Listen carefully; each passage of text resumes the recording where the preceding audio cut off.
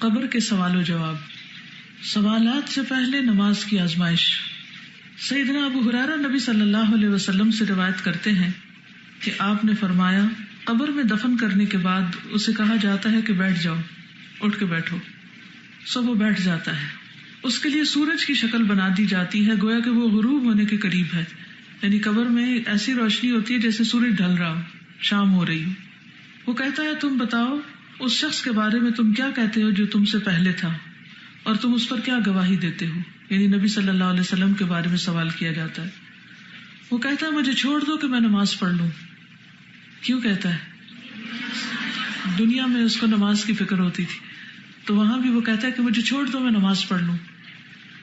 وہ کہتے ہیں یقیناً تم ایسا کرو گے، پہلے ہمیں اس کے بارے میں خبر دو. یعنی اس کی مرضی نہیں کرنے دیتے بلکہ کہتے ہیں ہماری بات کا جواب دو جس کے بارے میں ہم تم سے سوال کر رہے ہیں. یعنی جو سوال تم سے کیا جا رہا ہے اس کا جواب دو نماز بعد میں. تو یہ سین ہے قبر کے سوالوں کے وقت قبر کا، یعنی اندر کا منظر. قبر مومن کی آخری آزمائش. سیدنا براء بن عازب رسول اللہ صلی اللہ علیہ وسلم سے روایت کرتے ہیں کہ آپ صلی اللہ علیہ وسلم نے فرمایا فرشتہ اس میت کو ڈانٹتے ہوئے پوچھتا ہے تیرا رب کون ہے، تیرا دین کیا ہے، تیرا نبی کون ہے. اور یہ آخری آزمائش ہے جو مومن پر پیش کی جاتی ہے. یعنی ڈانٹ کے سوال کیے جائیں گے لیکن یہ آخری امتحان ہے. یہ وہی موقع ہے جس کے بارے میں اللہ عز و جل فرماتے ہیں اللہ مومنوں کو ایک مضبوط بات کے ساتھ دنیا کی زندگی میں اور آخرت میں ثابت قدم رکھتا ہے. یعنی وہ اس گھبراہٹ کے وقت جم جائیں گے کیونکہ وہ دنیا میں جمے رہے. اس وقت ماشاءاللہ آپ میں سے کچھ لوگوں کا جیسے حدیث کورس ختم ہو رہا ہے، تعلیم القرآن کورس ختم ہو رہا ہے، تجوید کورسز ختم ہو رہے ہیں. یہاں آپ کو ایک پروٹیکٹڈ ماحول ملا ہوا تھا، لیکن اب آپ پھر دنیا میں واپس لوٹیں گے. اگر جو کچھ آپ نے سیکھا ہے اس پر باہر نکل کر بھی عمل کرتے رہے اور جو اپنے ساتھ وعدے کیے ہیں آپ نے ان پر پورا اترتے رہے تو انشاءاللہ اس زندگی کے بعد اگلی زندگی میں بھی ان سوالوں کے جواب دے سکیں گے انشاءاللہ. تو استقامت بہت ضروری ہے، نیکی کے ان کاموں کو تھام کے رکھنا ضروری ہے. اس کے لیے عام طور پر مشکل یہ ہوتی ہے کہ انسان کے پاس ماحول نہیں ہوتا تو ماحول بنائے یا کسی بنے ہوئے ماحول کے ساتھ اٹیچڈ ہو جائے. تنہا بھیڑ کو بھیڑیے کھا جاتے ہیں. یہ معاشرے کے اندر اتنی خرابیاں ہیں کہ اگر آپ قرآن و سنت کو تھام کے نہیں رکھتے یا ایسے لوگوں کے ساتھ جڑ کے نہیں رہتے، جبکہ نبی صلی اللہ علیہ وسلم کو بھی حکم دیا گیا، آج آپ نے سورۃ کہف پڑھی ہوگی، وَاصْبِرْ نَفْسَكَ مَعَ الَّذِينَ يَدْعُونَ رَبَّهُمْ بِالْغَدَاةِ وَالْعَشِيِّ يُرِيدُونَ وَجْهَهُ وَلَا تَعْدُ عَيْنَاكَ عَنْهُمْ تُرِيدُ زِينَةَ الْحَيَاةِ الدُّنْيَا وَلَا تُطِعْ مَنْ أَغْفَلْنَا قَلْبَهُ عَنْ ذِكْرِنَا وَاتَّبَعَ هَوَاهُ وَكَانَ أَمْرُهُ فُرُطًا. کیا یاد دہانی کرائی گئی ہے. وَاصْبِرْ نَفْسَكَ، استقامت کا طریقہ کیا ہے؟ جوڑ کے رکھو، جما کے رکھو نفسک، اپنے نفس کو. وَاصْبِرْ نَفْسَكَ مَعَ الَّذِينَ، ان لوگوں کے ساتھ، یعنی ایسے لوگوں کے ساتھ جڑے رہو یدعون ربهم، جو اپنے رب کو پکارتے ہیں، بالغداۃ والعشی، صبح و شام. اللہ کا ذکر کرنے والوں کے ساتھ جڑے رہو. کیسے جڑے رہیں گے؟ علم کے حلقے، علم کی مجلسیں اور ایسے لوگوں سے دوستی جو واقعی جینوئنلی اللہ کا ذکر کرنے والے ہوں، ان کے ساتھ تعلق اور ایفرٹ کر کے ایسی جگہوں پہ پہنچنا، ان لوگوں کی مجلس اختیار کرنا. آپ دیکھیں گے تھوڑی ہی دیر میں سارا زنگ اتر جائے گا. اور اگر آپ نے چھوڑ دیا یہ سب کچھ، علم کی مجلسیں اور علم کے حلقے چھوڑ دیے، تو آہستہ آہستہ دنیا کا رنگ چڑھ جائے گا جس کو اتارنا اکیلے بڑا ہی مشکل ہوگا. دنیا کے فتنوں کا مقابلہ کرنا اکیلے میں بہت مشکل ہے. اس کے لیے اگر سب کے ساتھ مل کر انسان مقابلہ کرے تو آسان ہوتا ہے. تو یدعون ربهم بالغداۃ والعشی یریدون وجہہ. اور یہ کون لوگ ہیں؟ پہچان کرا دی گئی. کیا؟ جو اپنے رب کا چہرہ چاہتے ہیں، اللہ کا دیدار چاہتے ہیں، یعنی آخرت کی فکر کرتے ہیں اور وہاں اپنے رب کی رضامندی چاہتے ہیں. اور اگر یعنی ترید زینت الحیات الدنیا، کیا انہیں چھوڑ کر تم دنیا کی زندگی کی رونق اور زینت جو ہے وہ تم چاہتے ہو؟ کیونکہ انسان دین والوں سے کیوں ملنا چھوڑتا ہے؟ کیونکہ وہ دنیا والوں کی کمپنی کو انجوائے کرنے لگتا ہے. ہر وقت کپڑے، زیور، کھانے پینے اور ادھر ادھر کی باتیں، ایک غفلت کی زندگی. پھر اس کا دل ایمان والوں میں، دین والوں میں نہیں لگتا. تو اللہ تعالیٰ فرماتے وَلَا تُطِعْ مَنْ أَغْفَلْنَا قَلْبَهُ، مت اطاعت کرو اس کی جس کے دل کو ہم نے غافل کر دیا ان ذکرنا، اپنے ذکر سے. تو جو غافل لوگ ہیں ان کی مجلس زیادہ دیر تک نہیں، کیونکہ واسطہ تو آپ کو پڑے گا ہی. تو اس کا حل یہ ہے کہ انہیں بھی دین کی طرف بلا لیں. یعنی بعض جگہ ایسی ہے نا کہ جہاں آپ اکیلے ہوں گے، کوئی بھی آپ کو اپنے سوا ایسا نہیں ملے گا کہ جس سے آپ اپنے دل کی بات کر سکیں. تو ایک تو اپنے رب سے باتیں کرنا سیکھیں، کتابوں کے ساتھ تعلق رکھیں، علم کی مجلسوں کے ساتھ تعلق رکھیں. کسی بھی اچھی کتاب کا مطالعہ ایسے ہے جیسے کسی عالم کی صحبت. بعض اوقات ہم یہ رونا روتے رہتے ہیں نا، ہم کدھر جائیں. اگر آپ بخاری پڑھ رہے ہیں تو کس کی صحبت میں ہیں؟ امام بخاری. تو جب آپ دیکھیں کہ ہر طرف دنیا ہی دنیا ہے تو حل کیا ہے، کیا کریں؟ یہ کتابیں کس لیے خریدی؟ بس کورس کرنا تھا، اور کورس کر کے بس اب رکھ دیں گے شیلف پر کہ مٹی پڑتی رہے. یہ آپ کی ساتھی ہیں، آپ ان کو دوبارہ بھی کھولیں گے، دوبارہ پڑھیں گے، اور جس وقت آپ اس کو پڑھیں گے تو کیا ہوگا؟ گویا آپ ان کی صحبت میں چلے گئے. بخاری آپ کی مکمل نہیں ہوئی، جتنی بھی پڑھی گئی اس کے بعد جو باقی رہتی ہے اس کو خود سے پڑھنے کی کوشش کریں، اپنے علم کو سٹاپ نہیں لگائیں. اسی طرح اور بھی اچھی اچھی کتابیں موجود ہیں. آپ میں سے بہت سے لوگوں نے ماشاءاللہ اچھی کتابیں خریدی بھی ہوں گی، لیکن ہوتا کیا ہے، گھر جاتے ہیں، شادی رشتے کی باتیں ہونے لگتی ہیں، پھر رشتہ آ رہا ہے جا رہا ہے، پھر منگنیوں کے چکر، پھر اس کے بعد شادیوں کی تیاریاں، اور وہ لامتناہی سلسلے بازاروں کے، اور اتنے میں یہ سارا علم ضائع ہو کر رہ جاتا، سب واش آؤٹ ہو جاتا ہے. نتیجہ کیا ہوتا ہے؟ ہم پھر اسی غفلت کی دنیا میں لوٹ جاتے ہیں، اور ہمارے ارد گرد لوگ جن کو ان میں سے کسی بھی بات کی خبر نہیں کہ کل کیا ہونے والا ہے ہمارے ساتھ، اور یہ یقینی حق ہے جو کہ پیش آنے والا ہے. تو اللہ تعالیٰ نے صاف راستہ بتا دیا، وَلَا تُطِعْ مَنْ أَغْفَلْنَا قَلْبَهُ عَنْ ذِكْرِنَا، جس کے دل کو ہم نے اپنے ذکر سے غافل کر دیا اس کی بات مت مانو. وَاتَّبَعَ هَوَاهُ، اور وہ اپنی خواہشات کی پیروی کرتا ہے. وَكَانَ أَمْرُهُ فُرُطًا، اور اس کا معاملہ بکھرا ہوا ہے، حد سے بڑا ہوا ہے. جی السلام علیکم. نماز والی حدیث پڑھ کے تو مجھے ایک واقعہ یاد آ رہا تھا. میں نے کچھ دن پہلے ایک لیکچر سنا تھا، تو اس میں وہ بتا رہے تھے کہ کسی لڑکی کی ڈیتھ ہوئی، تو ان کے بھائی جب ان کو دفن کر رہے تھے تو ان کی کچھ پیسے گر گئے. تو اس کی تھوڑی دیر بعد جب وہ دفن کر چکی تو ان کو یاد آیا، تو انہوں نے اس کو کھود کے دیکھا، مطلب کہ ابھی میں نے دفن کیا تو میں پیسے نکال لیتا ہوں. تو جب انہوں نے کھودا تو اس کی جو قبر تھی وہ آگ سے بھری ہوئی تھی. تو اس کے بعد پھر وہیں سے دوڑ کے گھر گئے، تو انہوں نے اپنی ماں سے کہا کہ یہ کیا عمل کرتی تھی جس کی وجہ سے اس کی قبر اس طرح سے ہے. تو انہوں نے کہا کہ مطلب میں نے تو اس میں کوئی ایسا عمل نہیں دیکھا، لیکن ایک بات یہ ہے کہ وہ نماز لیٹ کر کے پڑھتی تھی. اللہ تعالیٰ ہم سب کی حفاظت کرے کہ اگر جو نماز پڑھ کے کوتاہی کی وجہ سے ان کی یہ حال ہے، تو جو نماز پڑھتے نہیں، دیر سے نماز پڑھنا کس کی علامت ہے؟ سستی سے، دیر کر کے. بعضوں کا جماعت کھڑی ہوتی ہے اور ہم نکل جاتے ہیں، اچھا ذرا ریلیکس کر لیں، کچھ باتیں کر لیں، ادھر ادھر ہو جائیں، اور پھر اس کے بعد دیکھیں گے، پھر گھر جا کے پڑھ لیں گے. تو وقت پہ پڑھنے والے اور جلدی پڑھنے والے اور تاخیر کر کے پڑھنے والے برابر ہو سکتے ہیں؟ نہیں ہو سکتے. اللہ نے جس کام کے لیے پیدا کیا ہے اگر وہی نہیں کیا تو پھر کیا کیا؟ یہ بتائیے مجھے. جو مرضی کارنامے کر جائیں دنیا میں، لیکن اگر اللہ کی عبادت نہیں کی تو ناکام ہی ناکام ہے. اللہ کسی کارنامے کو نہیں دیکھنے والا. تازہ میں یہ بات شیئر کرنا چاہ رہی تھی کہ ابھی آپ نے جو بات کی کہ کہیں ہم اکیلے ہوتے ہیں، بالکل اکیلے ہوتے ہیں، لیکن جو ہی ہم اللہ تعالیٰ کی دعوت دوسروں کو دینا شروع کر دیتے ہیں تو ہم اکیلے نہیں رہتے، اسی وقت وہ تنہائی ختم ہو جاتی ہے. اور دوسری بات استاذہ، جو کتابوں کی آپ نے بات کی کہ واقعی کتاب ایک ایسا ساتھی ہے کہ جو آپ کو اکیلے میں موٹیویشن دیتی ہے. میں تھوڑی سی بات شیئر کرنا چاہوں گی. میں نے فقہ کے اوپر بہت ساری کتابیں پڑھی، ڈاکٹر محمود احمد غازی پڑھے، مطلب اس طرح سے کافی ساری چیزیں پڑھی. لیکن سر ادریس زبیر کو اللہ جزائے خیر دے، انہوں نے جو اسلامی فقہ لکھی ہے، میں تو پڑھ کر ہر لائن پر ان کو دعا دے رہی تھی. مطلب لٹرلی استاذہ سر کی گہری سمجھ، اور مطلب ہمیشہ فقہ ایک کنفیوژن کریٹ کرتی ہے. اور الحمدللہ سر کی ایک بات آپ سوچیں، میں نے پڑھی، میں اکثر قوانین کی بات سوچتی ہوں نا، کیونکہ ویسٹ کی بات لوگ کرتے ہیں نا، تو کہتے ہیں دیکھو باہر کے لوگ بہت اچھے ہیں، ویسٹرنائزڈ ان کا جو ہے ہر چیز ہے، ان کے اندر صرف کلمہ نہیں پڑا ہوا. اچھا اب یہ باتیں میں سنتی تھی نا تو مجھے سمجھ نہیں آتی تھی کہ میں اس کا کیا آنسر ہو جو لاجیکل ہو. سر کی ایک بات میں نے پڑھی اور میرے سارے سوالوں کا جواب تھا کہ قانون معاشرے کی سوسائٹی کو تنظیم تو دیا کرتے ہیں لیکن رہنمائی نہیں کر سکتے، اور شریعت وہ چیز ہے جو قوانین تو بنائی دے گی لیکن ساتھ رہنمائی بھی کرے گی. اور ایک بات سے وہ جو ساری تفاسیر اور وہ کیوں یہودیوں سے محبت نہیں چاہیے، استاذہ میرے پاس اتنا کچھ تھا اس دن ڈلیور کرنے کے لیے الحمدللہ کہ ایک آیت کی تفسیر میں ہم کس طرح سے، اور کسی کے پاس کوئی جواب نہیں تھا. جی وعلیکم السلام.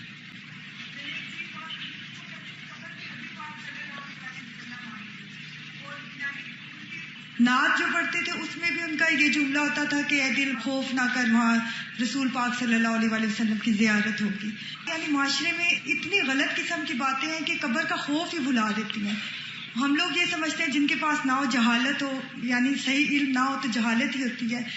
تو ہم لوگ پھر ان چیزوں کو بھلا کر پھر اپنے اعمال کو درست کرنے کی کوشش بھی نہیں کرتے. بالکل. دیکھیں کرسچنس کے اندر کیا نظریہ ہے کہ آپ جو جی چاہے کر لیں. 2000 سال پہلے مسیح علیہ السلام آئے تھے اور انہوں نے تمہارے سارے گناہوں کا کفارہ کر دیا ہے. تو کس بات کا ڈر اور کس غلط کام کے کرنے کا کوئی انسان کے اوپر ملال ہو. تو اسی طرح ہمارے بھی عقائد میں جب بگاڑ آیا اور خالص توحید اور قرآن و سنت کو سورس بنانے کی بجائے اپنی خواہشات کو سورس بنا لیا اپنے علم کا، ذالک مبلغهم من العلم، تو نتیجہ یہی نکلا جو ہم دیکھتے ہیں. بہت سی بے عملی کی وجہ ہی یہ ہے، عقیدے کا بگاڑ. تو یہ جو سبجیکٹ آپ پڑھ رہے ہیں یہ عقیدے سے متعلق ہے، لیکن آخرت کے عقیدے میں سے یہ اہم ترین چیز ہے جو سب سے پہلا مرحلہ پیش آنے والا ہے. اس میں کیا ہونے والا ہے، اور اس میں آپ کو الحمدللہ دیکھیں گے کہ ہر حدیث کا ریفرنس دیا ہوا ہے اور آپ اس کی اوتھینٹسٹی چیک کر سکتے ہیں تاکہ کسی بھی قسم کا کوئی شک دل میں نہ ہو، علم یقینی ہو تاکہ پورا عمل کیا جا سکے. اللہ تعالیٰ کے بارے میں سوال، فرشتوں کے مومن سے سوالات، ربوبیت سے متعلق سوال. سیدنا براء ابن عازب رسول اللہ صلی اللہ علیہ وسلم سے روایت کرتے ہیں کہ آپ صلی اللہ علیہ وسلم نے فرمایا، اور جب میت کی روح اس کے جسم میں لوٹائی جاتی ہے تو اس کے پاس 2 فرشتے آتے ہیں، پھر وہ دونوں اسے بٹھاتے ہیں، پھر وہ دونوں اس سے کہتے ہیں تمہارا رب کون ہے؟ تو وہ کہتا ہے میرا رب اللہ ہے. اگر آپ دنیا میں رب کو پہچان جائیں گے انشاءاللہ تو وہاں جواب دینا مشکل نہیں ہوگا. عبودیت سے متعلق سوال، یہ ڈال دیجیے اس میں، عبودیت. سیدنا انس بن مالک نبی صلی اللہ علیہ وسلم سے روایت کرتے ہیں کہ آپ صلی اللہ علیہ وسلم نے فرمایا، بے شک مومن جب اپنی قبر میں رکھا جاتا ہے تو اس کے پاس فرشتہ آتا ہے اور اس سے کہتا ہے تم کس کی عبادت کرتے تھے؟ پس اگر اللہ نے اسے ہدایت دی ہوتی ہے تو وہ کہتا ہے میں اللہ کی عبادت کرتا تھا. بس ولا یشرک بعبادت ربہ احدا، ریاکاری سے بھی اپنے آپ کو ہمیں بچانا ہے کہ کچھ بھی کریں لوگوں کو خوش کرنے کے لیے نہیں. اپنی نمازوں کی حفاظت، یہ نہیں کہ اپنے خاندان میں یا اپنے سب کے اندر بی بی کہلوانے کے لیے یا نیک پاک کوئی بننے کے لیے یا لوگوں کے اوپر کوئی امپریشن ڈالنے کے لیے کہ ہم بڑے اچھے ہیں.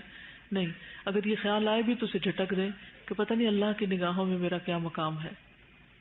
عقیدے سے متعلق سوال، سیدنا ابو ہریرہ سے روایت ہے، نبی صلی اللہ علیہ وسلم سے روایت کرتے ہیں کہ آپ صلی اللہ علیہ وسلم نے فرمایا، پس اسے کہا جاتا ہے کیا تو نے اللہ کو دیکھا ہے؟ تو وہ کہتا ہے کوئی ایک بھی اس لائق نہیں کہ وہ دنیا میں اللہ کو دیکھ سکے. اب یہ کون جواب دے پائے گا؟ جو یہ اس بات پر ایمان رکھتا ہے کہ لا تدرکہ الابصار. فرشتوں کا مومن کو جواب، سیدنا ابو ہریرہ نبی صلی اللہ علیہ وسلم سے روایت کرتے ہیں کہ آپ صلی اللہ علیہ وسلم نے فرمایا، تو اس کے لیے جہنم کی طرف ایک دریچہ کھولا جاتا ہے، پھر وہ دیکھتا ہے کہ آگ کا باز اس کے باز کو توڑ رہا تھا، یعنی ایک دوسرے کے اندر شعلے گھس رہے ہیں. اسے کہا جاتا ہے دیکھ جس سے اللہ نے تجھے بچا لیا. پھر اس کے لیے جنت کی طرف دریچہ یعنی کھڑکی کھولی جاتی ہے، وہ اس کی آب و تاب اور جو کچھ اس میں ہے اسے دیکھتا ہے. اسے کہا جاتا ہے یہ تیرا ٹھکانہ ہے، اور اسے کہا جاتا ہے تو یقین ایمان پر تھا اور اسی پر تو فوت ہوا اور انشاءاللہ اسی پر تو اٹھایا جائے گا. تو اچھا خاتمہ اور ایمان پر موت ہونا جو ہے یہ بھی بڑا ضروری ہے. فرشتوں کے غیر مومن سے سوالات، فرشتوں کا ڈانٹ کر سوال پوچھنا. سیدنا انس بن مالک نبی صلی اللہ علیہ وسلم سے روایت کرتے ہیں کہ آپ صلی اللہ علیہ وسلم نے فرمایا، اور بے شک جب کافر اپنی قبر میں رکھ دیا جاتا ہے تو اس کے پاس ایک فرشتہ آتا ہے، پس وہ اسے ڈانٹتا ہے اور اسے کہتا ہے تو کس کی عبادت کرتا تھا؟ تو وہ کہتا ہے مجھے نہیں پتا، لا ادری، مجھے نہیں پتا کس کی عبادت کرتا تھا. تو یہ لا ادری کی کیفیت جو ہے نا کہ مجھے نہیں پتا، اس سے باہر نکلنے کی ضرورت ہے اور اللہ کی پہچان کی ضرورت ہے. غیر مومن کا جواب، سیدنا براء ابن عازب رسول اللہ صلی اللہ علیہ وسلم سے روایت کرتے ہیں جب غیر مومن کی روح اس کے جسم میں لوٹائی جاتی ہے تو اس کے پاس 2 فرشتے آتے ہیں، پھر وہ دونوں اسے بٹھاتے ہیں، پھر وہ دونوں اس سے کہتے ہیں تمہارا رب کون ہے؟ وہ کہتا ہے افسوس افسوس افسوس، میں نہیں جانتا۔ آج دنیا میں کتنے ہی ایسے لوگ ہیں جن کو رب کا نہیں پتا، اور انہوں نے بھی مرنا ہے، پھر ان کا کیا بنے گا؟ سب کی فکر کیا کریں اور علم حاصل کر کے بیٹھ نہیں جائیں امن چین سے۔ ایک شخص کو بھی پہنچا دیں گے تو ہو سکتا ہے وہی شخص آپ کے لیے صدقہ جاریہ بن جائے، اور پتہ نہیں کتنے لوگوں تک پیغام پہنچانے کا ذریعہ بن جائے، کیونکہ ان سب تک ہم تو نہیں پہنچ سکتے نا۔ کیا خیال ہے؟ ہم پوری دنیا کے لوگوں تک پہنچ سکتے، لیکن اگر ہم ایک چراغ جلاتے ہیں اور ہم سے ایک روشنی لیتا وہ آگے اور آگے، تو اس طرح پوری دنیا روشن ہو سکتی۔ اپنے حصے کا چراغ جلاتے جانا ہے، پڑھ لکھ کر گنوانا نہیں، ضائع نہیں کرنا، اور چھوٹی سی کوشش کو بھی بیکار نہیں سمجھنا، اور اس انتظار میں نہیں رہنا کہ بڑی بڑی کوششیں کریں تو تبھی ہم کچھ کرنے کے قابل ہوں گے۔ ہمیں کسی کو دکھانا تو نہیں، ہمارا معاملہ تو اللہ کے ساتھ ہے، ہمیں اس کی مخلوق کی بھلائی کرنی ہے۔ تو انشاءاللہ جب ہم اللہ کی کنبے کی، اللہ کی مخلوق کی بھلائی کریں گے تو ہماری بھی شاید نجات ہو جائے۔ فرشتوں کا جواب۔ سیدنا انس نبی صلی اللہ علیہ وسلم سے روایت کرتے ہیں، آپ صلی اللہ علیہ وسلم نے فرمایا تو اس سے کہا جاتا ہے نہ تو نے علم حاصل کیا اور نہ تو نے قرآن کی تلاوت کی، لا دریتا ولا تلیتا۔ تو اس سے یہ پتہ چلتا ہے کہ ان باتوں کو یاد رکھنے کے لیے قرآن کی تلاوت کرتے رہنا چاہیے۔ دین کے بارے میں سوال، فرشتوں کا سوال اور مومن کا جواب۔ سیدنا ابو ہریرہ نبی صلی اللہ علیہ وسلم سے روایت کرتے ہیں کہ آپ صلی اللہ علیہ وسلم نے فرمایا بے شک میت قبر میں پہنچ جاتی ہے تو نیک آدمی کو اس کی قبر میں بٹھایا جاتا ہے، نہ اسے کوئی گھبراہٹ ہوتی ہے اور نہ وہ حواس باختہ ہوتا ہے، پورا کانفیڈنٹ ہوتا ہے۔ پھر اسے کہا جاتا ہے تو کس چیز میں تھا؟ تو وہ کہتا ہے میں اسلام میں تھا۔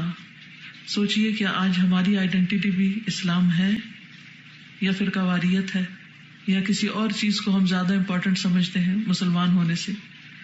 اگر کبھی بھی کسی وقت کوئی ہم سے پوچھے تم کون ہو تو کیا کہنا چاہیے؟ میں مسلمان ہوں۔ ایک اور روایت میں ہے پھر وہ دونوں فرشتے اس سے کہتے ہیں تمہارا دین کیا ہے؟ تو وہ کہتا ہے میرا دین اسلام ہے، میرا دین اسلام ہے۔ سیدنا ابو ہریرہ نبی صلی اللہ علیہ وسلم سے روایت کرتے ہیں کہ آپ نے فرمایا برے آدمی کو اس کی قبر میں بٹھایا جاتا ہے، برے آدمی کو اس کی قبر میں بٹھایا جاتا ہے تو وہ گھبرایا ہوا اور بدحواس ہوتا ہے، کیونکہ اس نے کبھی نہ سوچا نہ سمجھا نہ تیاری کی نہ کچھ پڑھا نہ لکھا۔ پھر اسے کہا جاتا ہے تو کس چیز میں تھا، کیا کر رہا تھا؟ تو وہ کہتا ہے مجھے نہیں پتا، لا ادری لا ادری۔ یہ غفلت کا انجام ہے، یہ علم نہ سیکھنے کا انجام ہے۔ تو اس لیے بھرپور کوشش کرنی چاہیے کہ ہم زیادہ سے زیادہ خیر اور بھلائی کی باتیں سیکھتے چلے جائیں، علم یقینی حاصل کریں۔ نبی صلی اللہ علیہ وسلم کے بارے میں سوال، مومن سے سوالات۔ سیدہ اسماء سے روایت ہے، وہ کہتی ہے کہ نبی صلی اللہ علیہ وسلم نے اللہ کی تعریف کی اور اس کی ثنا بیان فرمائی، پھر فرمایا کوئی ایسی چیز نہیں جو مجھے دکھلائی نہ گئی ہو، یعنی جس کی میں نے تمہیں خبر دی ہے وہ سب مجھے بتایا گیا، دکھایا گیا، مگر میں نے اسے اپنی اس جگہ سے دیکھ لیا ہے، یہاں تک کہ جنت اور دوزخ کو بھی، اور مجھ پر وحی کی گئی ہے کہ بے شک تم اپنی قبروں میں آزمائے جاؤ گے فتنہ دجال کے مثل یا اس کے قریب قریب، یعنی سخت قسم کا امتحان ہے۔ راوی کہتے ہیں مجھے یاد نہیں کہ اسماء نے مثل یا قریب میں سے کون سا لفظ بولا۔ اس سے کہا جائے گا کہ اس آدمی کے بارے میں تمہارا کیا علم ہے؟ تو جو ایمان والا یا یقین والا ہوگا۔ راوی کہتے ہیں مجھے یاد نہیں کہ اسماء نے، اسماء اس حدیث کی راویہ ہیں، ان دونوں میں سے کون سا لفظ بولا۔ امانت اور دیانت کو آپ دیکھیے، ایک ایک لفظ کو روایت کرتے ہوئے بھی اگر شک پڑ گیا تو شک کو بھی روایت کر رہے ہیں کہ ہم پر ذمہ داری نہ آئے، کیونکہ اس کا بھی آگے پھر اپنا امپیکٹ ہوتا ہے، جو بھی لفظ بولا جائے اس کے اپنے میننگز ہوتے ہیں۔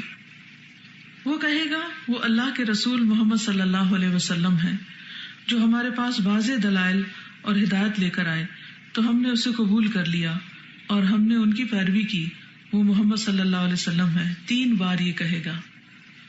کیا کہے گا؟ اب دیکھے بغیر بتائیے کیا کہے گا؟ وہ محمد صلی اللہ علیہ وسلم ہے جو ہمارے پاس واضح دلائل اور ہدایت لے کر آئے، تو ہم نے اسے قبول کر لیا اور ہم نے ان کی پیروی کی۔ تو اس سے کیا پتہ چلتا ہے کہ نبی صلی اللہ علیہ وسلم پر ایمان لانے کا مطلب من نبیوں کا پیچھے ہم پڑھ بھی چکے ہیں اصول ثلاثہ میں، اس میں سب سے پہلے جو وہ لائے ہیں اس کی تصدیق کرنا، اسے قبول کرنا، اس کا اتباع کرنا، یہ ضروری ہے۔ مومن کا نبی صلی اللہ علیہ وسلم کی رسالت کی گواہی دینا۔ سیدنا انس نبی صلی اللہ علیہ وسلم سے روایت کرتے ہیں کہ آپ صلی اللہ علیہ وسلم نے فرمایا، 2 فرشتے اس میت کے پاس آتے ہیں، پھر اسے بٹھاتے ہیں، پھر وہ دونوں اس سے کہتے ہیں کہ اس شخص یعنی محمد صلی اللہ علیہ وسلم کے متعلق تم کیا کہتے تھے؟ وہ جواب دیتا ہے، میں گواہی دیتا ہوں کہ بے شک وہ اللہ کے بندے اور اس کے رسول ہیں۔ کیا؟ اشہد ان محمدً عبدہ ورسولہ۔ ایک اور روایت میں ہے کہ وہ دونوں فرشتے اس سے کہیں گے، تم اس شخص محمد صلی اللہ علیہ وسلم کے بارے میں کیا کہتے تھے؟ تو وہ جواب دے گا جیسے وہ دنیا میں کہتا تھا کہ وہ اللہ کے بندے اور اس کے رسول ہیں۔ نور نہیں، فرشتے نہیں، کیا ہیں؟ اللہ کے بندے ہیں اور اس کے رسول ہیں۔ میں گواہی دیتا ہوں کہ اللہ کے سوا کوئی معبود نہیں اور بے شک محمد صلی اللہ علیہ وسلم اس کے بندے اور اس کے رسول ہیں۔ میں سوچ رہی تھی کہ جو لوگ نبی صلی اللہ علیہ وسلم کے بعد اوروں کو نبی مانتے ہیں وہ کیا جواب دیں گے؟ جب ان سے پوچھا جائے گا کہ تمہارا نبی کون ہے تو وہ کیا ان کے نام لے کر جواب دیں گے کہ غلام احمد قادیانی ہمارا نبی تھا، یا اور جس کو جس نے نبی مانا؟ تو اس معاملے میں بھی عقیدے کی درستگی بہت ضروری ہے۔ جو جس کو مانتا ہے، جس سے محبت رکھتا ہے، اسی کا ذکر وہاں کرے گا۔ اور ایک اور روایت میں ہے، پھر کہا جاتا ہے کہ تیرا نبی کون ہے؟ تو وہ کہتا ہے میرے نبی محمد صلی اللہ علیہ وسلم ہیں۔ مومن کا نبی صلی اللہ علیہ وسلم کی لائی ہوئی وحی کی تصدیق کرنا۔ سیدنا ابو ہریرہ نبی صلی اللہ علیہ وسلم سے روایت کرتے ہیں کہ آپ نے فرمایا، تو اس سے کہا جاتا ہے یہ آدمی کون ہے؟ تو وہ کہتا ہے محمد اللہ کے رسول ہیں صلی اللہ علیہ وسلم، جو ہمارے پاس اللہ کی طرف سے واضح دلائل لے کر آئے تو ہم نے ان کی تصدیق کی۔ ایک اور روایت میں ہے، پس وہ کہتا ہے کہ وہ محمد ہیں، میں گواہی دیتا ہوں کہ بے شک وہ اللہ کے رسول صلی اللہ علیہ وسلم ہیں اور بے شک وہ اللہ کے پاس سے حق لے کر آئے تھے۔ فرشتوں کا مومن کو جواب۔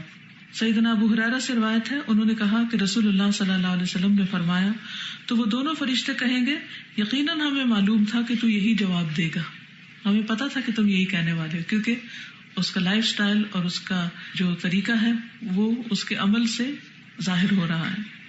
ایک اور روایت میں ہے، تو اس کو کہا جائے گا تو نے اسی پر زندگی گزار دی، تو اسی پر فوت ہوا اور انشاءاللہ اسی پر تجھے اٹھایا جائے گا۔ تو یہ کنٹینیویشن ہے، جو ہمارا عقیدہ اب ہے وہی مرنے کے وقت ہوگا انشاءاللہ، اور پھر وہی قیامت کے دن بھی ہوگا۔ تو اس لیے عقیدے کی درستگی اور اصلاح کی بے حد ضرورت ہے۔ ایک اور روایت میں ہے، اس کو کہا جائے گا تو مزے سے سو جا، بے شک ہم نے جان لیا کہ تو اس پر یعنی محمد صلی اللہ علیہ وسلم پر یقین رکھنے والا ہے۔ نبی صلی اللہ علیہ وسلم کے بارے میں درست جواب کے بعد کچھ نہ پوچھا جانا۔ سیدنا انس نبی صلی اللہ علیہ وسلم سے روایت کرتے ہیں کہ آپ صلی اللہ علیہ وسلم نے فرمایا، پھر اس سے کہا جاتا ہے تم اس شخص کے بارے میں کیا کہتے تھے؟ تو وہ کہتا ہے وہ اللہ کے بندے اور اس کے رسول ہیں، پھر اس کے علاوہ کسی اور چیز کے بارے میں نہیں پوچھا جاتا۔ بس یہ آخری سوال ہوتا ہے، جو اس میں کامیاب ہو گیا وہ کامیاب ہو گیا، اللہ ہمیں ان میں شامل کر لے۔ غیر مومن کا لوگوں کے سنے سنائے دین کو سمجھنا۔ سیدنا ابو ہریرہ نبی صلی اللہ علیہ وسلم سے روایت کرتے ہیں کہ آپ صلی اللہ علیہ وسلم نے فرمایا، قبر میں فرشتے غیر مومن کے پاس آتے ہیں، پس اس کو کہا جاتا ہے بیٹھ جاؤ، وہ خوف زدہ ڈرا ہوا بیٹھ جاتا ہے، پس کہا جاتا ہے کیا تم نے اس شخص کو دیکھا ہے جو تم میں موجود تھا؟ تم اس شخص کے بارے میں کیا کہتے ہو جو تم میں موجود تھا، اور تم اس پر کیا گواہی دیتے ہو؟ پس وہ کہتا ہے کون سا شخص؟ وہ ان کے نام تک رہنمائی نہیں پا سکتا، یعنی اس کو کوئی کلو نہیں ہوتا کس کی بات ہو رہی ہے۔ سو اس سے کہا جاتا ہے محمد صلی اللہ علیہ وسلم۔ وہ کہتا ہے میں نہیں جانتا، میں لوگوں کو بات کرتے سنتا تھا، جیسے لوگ کہتے تھے میں بھی کہہ دیتا تھا۔ یعنی نبی صلی اللہ علیہ وسلم کے بارے میں میرا اپنا کوئی علم نہیں تھا، بس سنی سنائی بات تھی، میں نے بھی وہی دہرا دی۔ تو ایک ہوتا ہے بس جو ماں باپ سے سنا، جو لوگوں سے سنا، اس کو سن کر وہ ماننا، اور ایک یہ ہے کہ خود جاننا اور پھر ماننا، ان دونوں میں فرق ہے۔ جواب نہ آنے پر افسوس کا اظہار کرنا۔ سیدنا براء بن عازب رسول اللہ صلی اللہ علیہ وسلم سے روایت کرتے ہیں کہ آپ نے فرمایا، پھر وہ دونوں فرشتے پوچھتے ہیں یہ آدمی کون ہے جو تم میں بھیجا گیا تھا؟ تو وہ کہتا ہے افسوس افسوس، مجھے نہیں معلوم۔ فرشتوں کا غیر مومن کو جواب. سیدنا ابو ہریرہ سے روایت ہے، انہوں نے کہا کہ رسول اللہ صلی اللہ علیہ وسلم نے فرمایا، پھر وہ دونوں فرشتے کہیں گے یقیناً ہمیں معلوم تھا کہ تو یہی جواب دے گا، ہمیں پتا تھا تم یہی کہو گے، یعنی اس کے عمل سے ظاہر ہو رہا تھا. اور ایک اور روایت میں پھر فرشتہ کہتا ہے کہ نہ تو نے علم حاصل کیا، نہ تو نے تلاوت کی، اور نہ تو نے ہدایت پائی. ایک اور روایت میں آتا ہے پس اس کو کہا جاتا ہے کہ تو نے اسی پر زندگی گزاری، اسی پر تو فوت ہوا، انشاءاللہ اسی پر تو اٹھایا جائے گا. اور ایک روایت میں ہے تو زندگی میں بھی شک پر تھا، شک کی بات بھی ہوگی وہاں، تو زندگی میں بھی شک پر تھا، اسی حالت پر تو مر گیا اور اسی پر انشاءاللہ تو اٹھایا جائے گا. اور پھر یہ آخری سوال ہوگا. سیدنا براء ابن عازب رسول اللہ صلی اللہ علیہ وسلم سے روایت کرتے ہیں جب سوالوں کے بعد پھر وہ دونوں فرشتے اس سے کہتے ہیں اور تم یہ جواب کیسے جانتے ہو؟ وہ کہتا ہے میں نے اللہ کی کتاب پڑھی، بس میں اس پر ایمان لایا اور میں نے اس کی تصدیق کی. تو اس سے یہ پتہ چلتا ہے کہ ہمیں اپنے علم کا منبع اور سورس کس کو سمجھنا چاہیے؟ قرآن و سنت کو. کیونکہ وہ کیا کہے گا، کہاں سے پڑھی ہوئی نہیں کہے گا میری اماں نے بتائی، ابا نے بتایا تھا، کہے گا میں نے قرآن پڑھا اور وہاں سے جانا. اس لیے خوش قسمت ہیں آپ جنہوں نے قرآن پڑھ کر یہ دلائل براہ راست وہاں سے حاصل کیے. جی استاذہ، میں اس حوالے سے ایک بات کرنا چاہ رہی تھی کہ ایک تو یہ کہ وائوا دینا بہت مشکل ہے. جیسے میڈیکل کی پڑھائی اور باقی پڑھائیوں میں ایک بہت بڑا فرق یہی ہے کہ اس میں وائوا ہوتا ہے آمنے سامنے بیٹھ کے، اور وہاں پر ایک سوال کا جواب نہ آئے نا تو اتنی امبیرسمنٹ ہوتی ہے. میں اکثر سوچتی ہوں پاس تو ہو گئے لیکن پھر بھی امبیرسمنٹ ہوئی جا رہی ہے کہ سوال کا جواب نہیں آیا. تو ابھی جیسے یہ حدیث میں پتا چلا کہ عقل باقی ہوگی اسی طرح، تو ظاہر ہے وہاں پر جب فرشتے سوال پوچھیں گے اور فائنل ریزلٹس آنے والے ہوں گے، مجھے تو وہ امبیرسمنٹ والی جو فیلنگز آتی ہیں اور جو بے چینی پیدا ہوتی ہے وہ ہم قبر میں کیسے برداشت کریں گے. دوسری بات یہ دیکھیے کہ ایویڈنس بیس میڈیسن، ابھی یعنی کہ جو میڈیسن بلکہ سائنس ہر وقت ہی بدلتی رہتی ہے. پچھلے سال تھیری کچھ کہہ رہی تھی، اگلے سال کچھ کہہ رہی تھی، سورج زمین کے گرد، زمین سورج کے گرد، اور الٹیمیٹلی چینج ہوتے ہوتے ہوتے اللہ کی آیات پہ ہی بات آ جاتی ہے. تو آپ یہ دیکھیے کہ ہم لوگ اس میں ایک چھوٹا سا فارمولا E=mc² ہی رہے گا، حالانکہ آئنسٹائن دنیا سے کب کا جا چکا، لیکن اللہ کی قرآن اور رسول کی سنت کے بارے میں ہم اتنے کنفیوزڈ ہیں اور رہنا چاہتے ہیں. اور اس کنفیوژن کے لیے ایک بہت امپورٹنٹ بات میں تو یہ کہتی ہوں کہ جب دنیا کی اتنی چھوٹی چیزوں کے لیے ریفرنسز ڈھونڈ رہے ہو تو قرآن اور سنت کے ریفرنسز جو کہ الٹیمیٹ رزلٹ ہوگا. اور اس پہ آپ دیکھیے استاذہ، میرا ایک اپنا نچوڑ نکلا ہے زندگی کا کہ فرض پر لوگ پھر بھی زندگی گزارنے پہ قائم ہو جاتے ہیں. فرض پر نمازیں پڑھنے لگ جائیں گے، کبھی نہ کبھی دھیان کوئی لگا ہی لے گا، لیکن سنت پر آنا ناممکن ہے لوگوں کے. اسی لیے جو سوال ہے قبر میں وہ نبی صلی اللہ علیہ وسلم سے متعلق، یہی میں بات ریلیٹ کری تھی کہ آخری وہیں پر ڈیسیژن ہوگا اور وہیں ڈیسیژن ہو جائے گا اور سارا مسئلہ کے سب سنتوں پہ مسئلے حل ہو جاتے ہیں. اللہ تعالیٰ کا جواب، اللہ تعالیٰ کا مومن کے جواب کی تصدیق کرنا اور جنت کا لباس اور نعمتیں ملنا. سیدنا براء ابن عازب رسول اللہ صلی اللہ علیہ وسلم سے روایت کرتے ہیں تو آسمان سے ایک پکارنے والا پکارتا ہے، یعنی اللہ تعالیٰ، کہ میرے بندے نے سچ کہا، بس اس کے لیے جنت کا بستر بچھا دو اور اس کے لیے جنت کی طرف ایک دروازہ کھول دو اور اسے جنت کے کپڑے پہنا دو. آپ نے فرمایا پھر اس کے پاس جنت کی راحت، رزق اور خوشبو آتی ہے. اللہ تعالیٰ کا غیر مومن کے جواب کی تکذیب کرنا اور جہنم کا لباس اور سزا ملنا. سیدنا براء ابن عازب رسول اللہ صلی اللہ علیہ وسلم سے روایت کرتے ہیں کہ آسمان سے پکارنے والا پکارتا ہے، یعنی اللہ تعالیٰ، کہ اس نے جھوٹ کہا، اس کے لیے جہنم کا بچھونا بچھا دو اور جہنم کا لباس پہنا دو اور اس کے لیے جہنم کی طرف دروازہ کھول دو. آپ صلی اللہ علیہ وسلم نے فرمایا تو اس کے پاس اس کی تپش اور اس کی زہریلی ہوا یعنی لو آنے لگتی ہے. یعنی قبر کا رہنا بھی ایک مصیبت اور عذاب بن جاتا ہے. آج کا وقت ختم ہو چکا ہے. اللہ تعالی ہمیں بہترین علم اور عمل کی توفیق عطا فرمائے.